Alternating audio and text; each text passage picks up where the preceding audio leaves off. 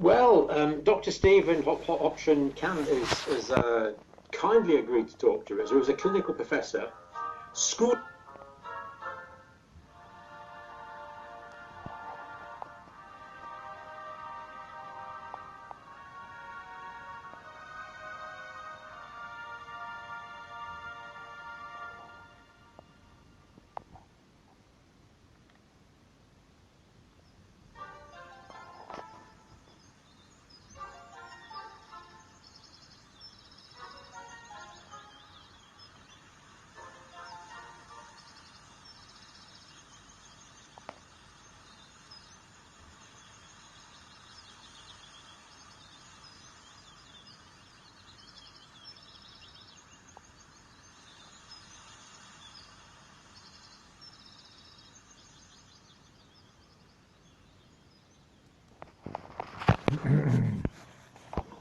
Well, a warm welcome to today's talk. It's Sunday the 20th of February. Now I'm going to play a clip from Mr. Bill Gates in a second, and I'm a bit confused by what he's saying, so watch it and see if you can help me understand it. I think it's good news, but I'm not quite sure. So over to Mr. Gates now at Munich. Mr. Gates, because this is, I know, a topic that you've spoken on again and again. You were ahead of the curve prior to the beginning of this pandemic. Where would you assess where we are today in beating COVID-19? Well,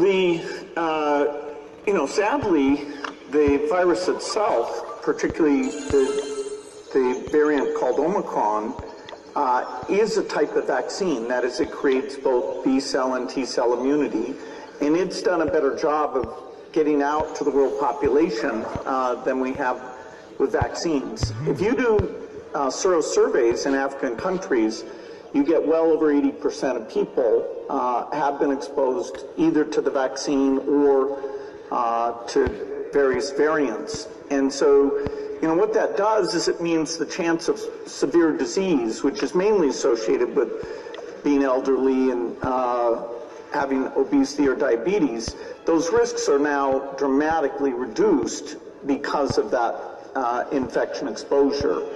And, it's sad. We didn't do a great job on therapeutics. Only here, 2 years in, do we have a good therapeutic.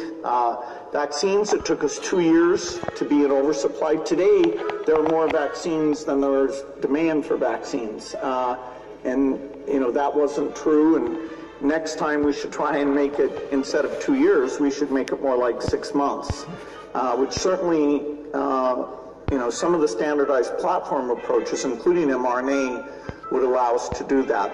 So, it took us a lot longer this time than it should have.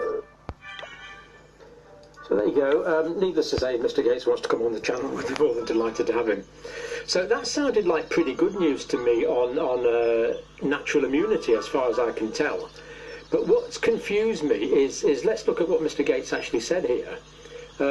Sadly, the virus itself, particularly the variant called Omicron, is a type of vaccine creates both memory stability, and it's done a better job of getting out into the world population than we have with vaccines. Sero survey in Africa countries 80% positive. Chances of severe disease dramatically reduced because of that infection exposure. And it's true we didn't do a great job on therapeutics. So what I need you to help me with is, why is he saying sadly to this? Why does he prefix that with sadly? If I'd been saying something similar, I would have said I'm happy that, or pleased that, or, well, in actual fact, I'm delirious, delighted, ecstatic about this, because it means that billions of people around the world are being protected from severe disease by natural immunity to the virus, particularly Omicron, and now, as we might see, we'll see how we go for time today, but particularly Omicron BA2, so a bit confused by that. So just to mark this briefly, sadly, we'll give that a question mark. I'm not sure why he said sadly. But the variant called Omicron is a type of vaccine, creates both B and T cell immunity, hallelujah. It's done a better job of getting out into the world and the population than we have. Very much true.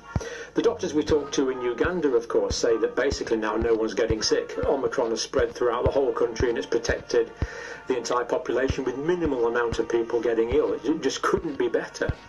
So I'm not sure why it says sadly here.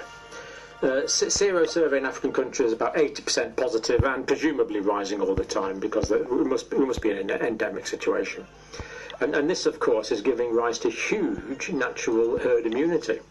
And as Mr. Gates correctly said, chances of severe disease dramatically reduced because of the infection exposure, correct. And he's right in saying we didn't do a great job on therapeutics, and we could argue about that for a long time. So just slightly confused why he was sad. I'm not quite sure what he's referring to. If Mr. Gates wants to come on, of course, you're more than welcome, clarify it, talk about it. I'd love to talk to you. So there you go. I'll leave that one with you. Now, the United Kingdom, I want to point out a couple of things from the UK here, because this applies everywhere. So it applies to the States, it applies absolutely everywhere. So let's just look, first of all, let's look at the COVID symptom tracker data, first of all. Here we have it. So we saw Tim Spector the other day saying he had this deja vu feeling. And of course it is, it does look remarkably similar, the first to the second hump of the camel there. But it is starting to trend down now, but only trending down slowly. And of course this is pretty reliable data because this comes from the COVID symptom tracker study and it's always bang up to date. Now if we can compare that with this, and this is the point I'm making, this is going to be true everywhere, cases here have fallen off really quite dramatically in the last, let's look at that one there, so cases by date reported, last 3 months, very sharp decline. Last month, continued decline. 6 months there, we see the Omicron peak.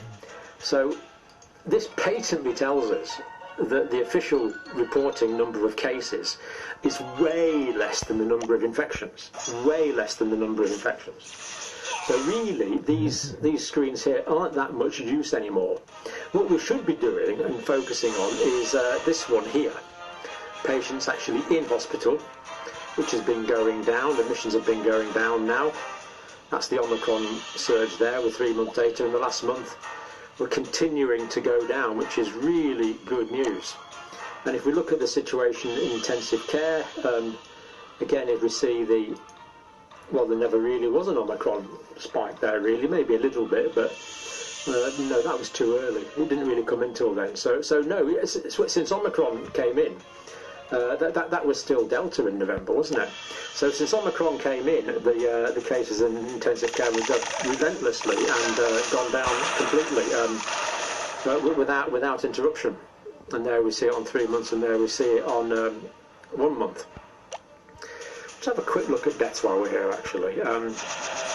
Yeah, deaths are definitely starting to go down now. I think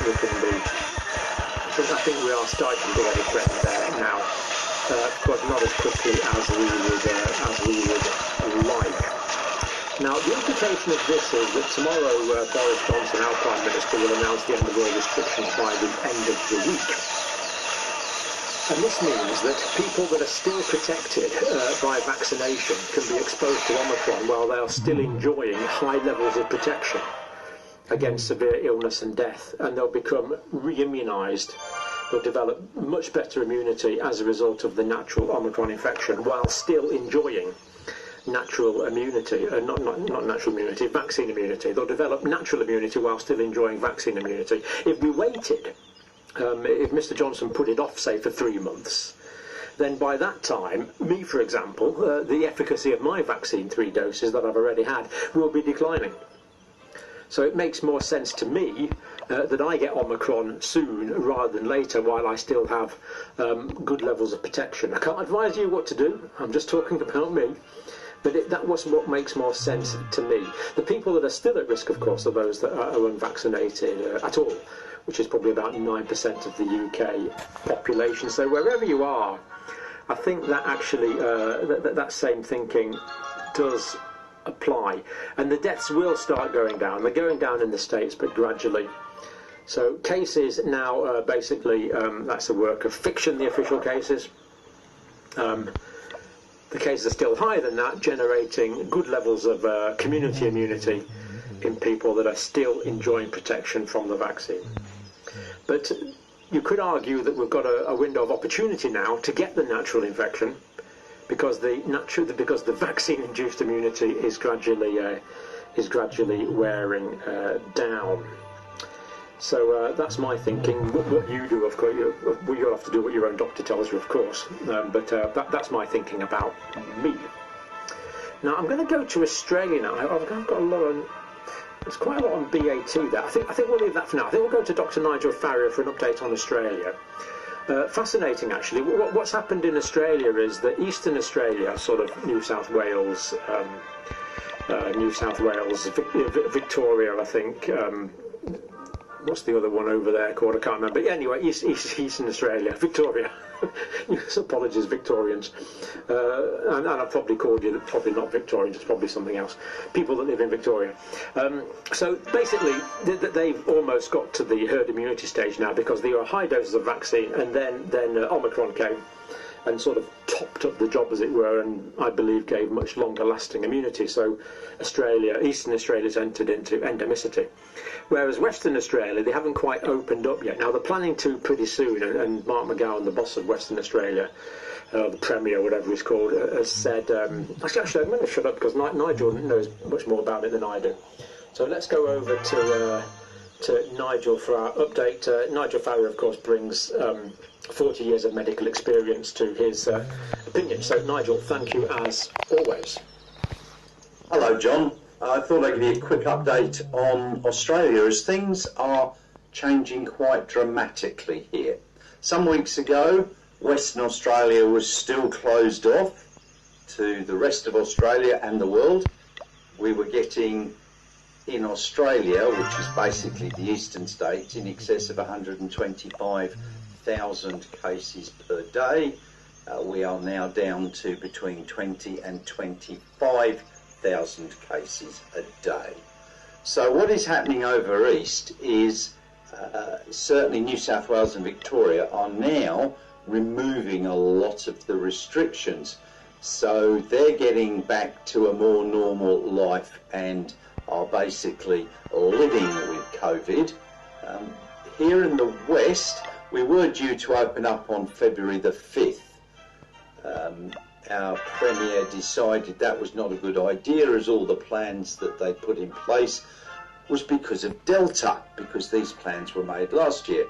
And since January the 2nd, we've had Omicron spreading in Western Australia. A few weeks ago, we were getting 10s and 20s of cases. In the last few days, we've now had 250 plus cases per day. Now, these are cases that are out in the community spreading it, rather than in travellers. So a couple of weeks ago, we did open up to people who've got families here and compassionate grounds and so on for people to come back in. Back then they still had to quarantine for 14 days, which with Omicron is totally unnecessary. It was shortly thereafter reduced to 7 days. I'm recording this on Sunday the 20th of February. From tomorrow at 6 o'clock in the morning, Monday the 21st of February, we're having what are called level 1 restrictions, which according to this are basically mask wearing will be in place across all of Western Australia for certain venues, public transport, and indoor public settings and so on for those aged 12 and over. Gathering numbers are limited, venues are restricted to either 75% of capacity for outdoor ones or 2 square metres per person, and a few other things such as number of visitors allowed to hospitals and aged care facilities. What has happened here is now, as of March the 3rd, we are opening up to the rest of the world. So we will have interstate travellers, all they need to do is complete what's called the G2G pass, or good to go.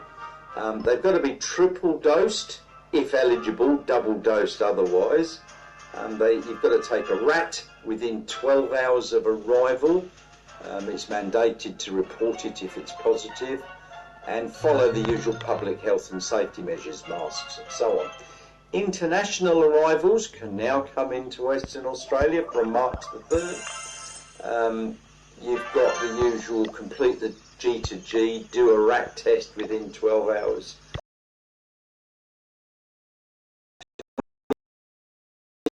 International arrivals who are vaccinated have to do a mandated 7 days in hotel quarantine with testing during that time. So hopefully he will keep to his word this time and open up on March the 3rd. He delayed it because he was hoping to get the booster shots up. We're currently sitting at in excess of 50% of the eligible population, which I think is over 16, having had a booster shot. And he estimates we'll get 70% in 2 weeks when we open up. WA now actually has one of the higher rates of vaccination across the country. We're 95% plus first dose, 92% plus second dose.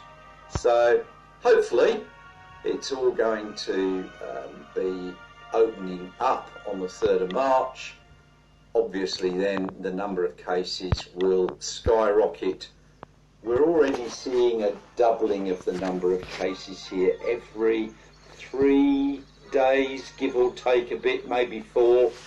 As I said last week, we were getting 20 cases. It then went to 50, to 120, 180, 250. So, yeah, doubling 3 to 4 days.